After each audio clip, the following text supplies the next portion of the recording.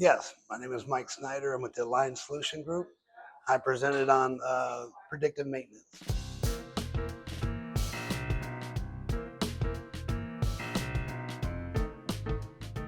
The main takeaway is that predictive maintenance is a new way to look at managing your facilities or your assets, and that it takes a little bit of um, investment and it takes a commitment by your organization to add asset data, to add controls, then add AI to that to make some readings to look at forecasting when an asset may be able to fail.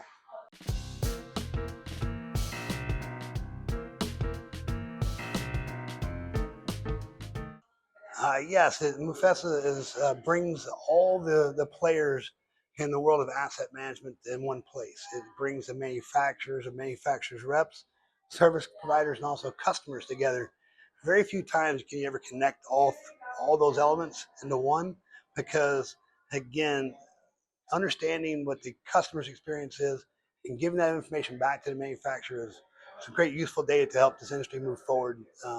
So MUFES is a great opportunity for everybody to get together and collaborate about their experiences with food service equipment.